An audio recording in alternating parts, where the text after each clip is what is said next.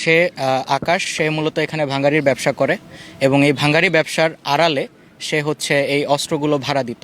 তো আমরা অভিযান চালিয়ে তার ভাঙাড়ি ব্যবসার যে দোকানটা আছে সেই দোকানের একটি কর্নারের ড্রামের নিচ হতে এই বিদেশি অস্ত্র লোডেড অবস্থায় 1 রাউন্ড অ্যামুনিশন সহ পাই। এখানে আমরা খবর পেয়েছিলাম যে যাকে ধরেছি তার নাম হচ্ছে আকাশ। সে মূলত অস্ত্র ভাড়া দেওয়ার কাজে নিয়োজিত ছিল। সে এই অস্ত্রগুলো বর্ডার পাস করে বিভিন্ন জায়গা থেকে আনতো এবং এনে সে এই অস্ত্রগুলো বিভিন্ন অপকর্মের জন্য, যেমন কিছুদিন আগে আমরা বেশ কিছু ফায়ারিং ইনসিডেন্ট পেয়েছি, তো এগুলোর জন্য এই অস্ত্রগুলো ভাড়া দিত।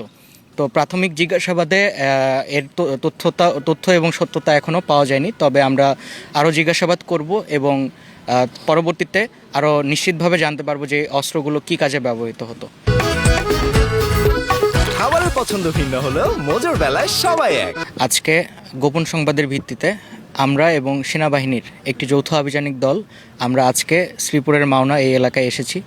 আমরা গোপন সূত্রে খবর পেয়েছিলাম যে কতিপয় দুষ্কৃতিকারী ডাকাতি করবে এই মর্মে এখানে প্রস্তুতি গ্রহণ করছে।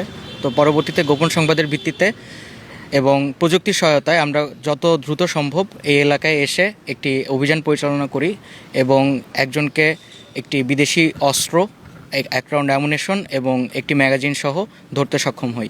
আসামিকে প্রাথমিকভাবে জিজ্ঞাসাবাদ করলে সে জানায় তার নামে একটি হত্যা মামলা ছিল, বর্তমানে সে জামিনে আছে। এছাড়া অন্যান্য মামলার বিষয়ে আমরা পরবর্তীতে যাচাই বাছাই করে আরও বিস্তারিত জানতে পারবো। আসন্ন নির্বাচনকে কেন্দ্র করে আমরা সার্বক্ষণিক আমাদের গোপন গোয়েন্দা নজরদারি এবং টহল কার্যক্রম সেনাবাহিনী, পুলিশ এবং অন্যান্য বাহিনীর সমন্বয়ে আমরা এগুলো অব্যাহত রেখেছি। তো এই হিসাবে আমাদের এই কার্যক্রমগুলো আরও বেগবান হবে এবং এর ধারাবাহিকতা বজায় থাকবে।